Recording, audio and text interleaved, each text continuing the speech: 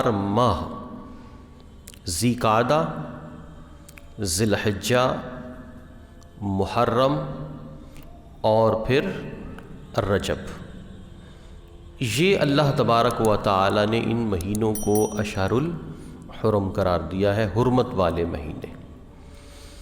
اور یہ حرمت والے مہینے نبی کریم صلی اللہ علیہ وآلہ وسلم کی بعثت سے پہلے بھی اہل عرب ان مہینوں کا احترام کرتے تھے، وہ اس طرح سے کہ ان مہینوں میں کوئی بھی جنگ کا آغاز نہیں کرتا تھا، باہم قبائل آپس میں لڑتے جھگڑتے نہیں تھے، اور اگر کسی کے ساتھ جنگ چل بھی رہی ہوتی تو ان مہینوں میں امن کا اعلان کر دیا جاتا اور سب طرف سیز فائر ہو جاتا۔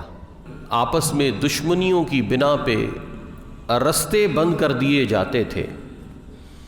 تو ان مہینوں میں زمانہ جاہلیت میں بھی کہ اگر دوسرے قبیلے کا شخص ادھر ایک قبیلے کی طرف آئے تو وہ ان کو مار دیتے تھے، آگے نہیں جانے دیتے تھے۔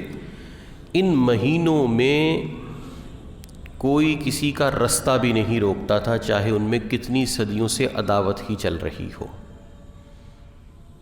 یہی وجہ ہے کہ ان مہینوں میں لوگ ہر قبیلے سے مکہ المکرمہ طواف کعبہ کے لیے پہنچا کرتے تھے، کیونکہ رستے میں جتنی بھی رکاوٹیں ہوں ان کو لوگ ہٹا دیتے تھے، کسی کو پکڑ کے اپنا قیدی نہیں بناتے تھے، کسی کو قتل نہیں کرتے تھے اپنی پرانی دشمنی کی وجہ سے کہ یہ حرمت والے مہینے ہیں، ان کی حرمت کی وجہ سے، ان کی عظمت کی وجہ سے اللہ تبارک و تعالیٰ کے ان حرمت والے مہینوں کی لاج رکھتے ہوئے جہلائے عرب ایام جاہلیت میں بھی دشمنیوں سے باز آ جاتے تھے۔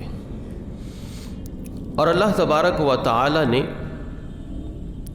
ان مہینوں کے حوالے سے ایک خاص حکم ارشاد فرمایا ہے، وہ یہ ہے فَلَا تُظْلِمُوا فِيهِنَّ أَنفُسَكُمْ، کہ ان مہینوں میں اپنی جانوں پر ظلم نہ کرو۔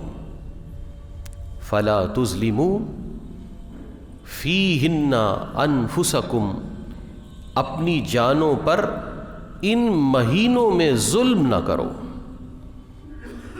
حضرت ابن عباس رضی اللہ تعالی عنہ فرماتے ہیں کہ ویسے تو 12 مہینے ہی اپنی جانوں پر ظلم کرنے کی ممانعت ہے، لیکن خاص طور پر ان مہینوں میں اللہ رب العزت نے اپنی جانوں پر ظلم کرنے سے جو منع کیا ہے، اس کی وجہ یہ ہے کہ اللہ تبارک و تعالی ان مہینوں میں جو گناہ ہے اس کی سزا کو بھی بڑھا دیتا ہے، اور جو اعمال صالح ہیں ان کے اجر کو بھی بڑھا دیتا ہے۔ خاص طور پر فرمایا فَلَا تُظْلِمُوا فِيهِنَّ أَنفُسَكُمْ، ان مہینوں میں اپنی جانوں پر ظلم نہ کرو۔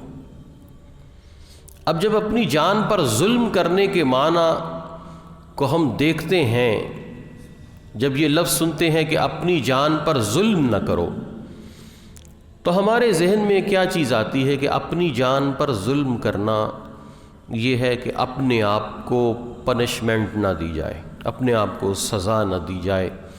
جیسے مثال کے طور پہ کوئی شخص ماتم کرتا ہے، ہم کہتے ہیں یہ اپنی جان پر ظلم کر رہا ہے۔ کوئی شخص اگر خودکشی کر لیتا ہے، ہم یہ کہتے ہیں کہ یہ اپنی جان پر ظلم کر رہا ہے۔ لیکن اپنے نفس پر ظلم کرنا، یہ اس کا بہت وسیع معنی ہے۔ ایک شخص باہلی قبیلے سے نبی کریم علیہ السلام کی بارگاہ میں حاضر ہوا، حاضر ہونے کے بعد چلا گیا، جانے کے بعد پھر 1 سال تقریباً بعد حضور کی بارگاہ میں آیا اور آ کر کہنے لگا کہ حضور آپ نے مجھے پہچانا؟ آپ نے فرمایا کون ہوں؟ تو وہ کہنے لگا کہ میں فلاں فلاں شخص ہوں جو آپ کے پاس پہلے آیا تھا۔ تو حضور علیہ السلام نے فرمایا کہ تمہاری حالت تو بہت اچھی تھی، تم نے یہ اپنے آپ کو کیا کر لیا؟ وہ کہنے لگا کہ حضور جب سے میں آپ کے پاس سے گیا ہوں میں مسلسل روزے رکھ رہا ہوں، تو نبی کریم علیہ السلام نے فرمایا کہ تجھے کس چیز نے اپنی جان پر ظلم کرنے کا کہا ہے؟ اب دیکھیے کرنے کو کیا کر رہا ہے؟ عبادت. لیکن حضور علیہ السلام نے فرمایا کہ یہ تم اپنی جان پر ظلم کر رہے ہو. یعنی جب انسان عبادت اتنی زیادہ کرے کہ وہ اس کی صحت اور اس کے دیگر معاملات کو ڈسٹرب کرے تو اللہ کے ہاں ایسی عبادت بھی اس کی جان پر ظلم کے مترادف ہے. کہ اللہ تبارک و تعالی نے جو عبادات ہم پر فرض کی ہیں ان میں اللہ رب العزت نے سہولت رکھی ہے، اس میں ہماری جان کے لیے راحت ہے. اگر ہم اس کو اپنائیں تو وہ ہمارے لیے ظلم نہیں ہے. اگر ہم اس میں زیادتی کرتے جائیں اپنی جانب سے تو وہ عبادت بھی ظلم بن جاتی ہے.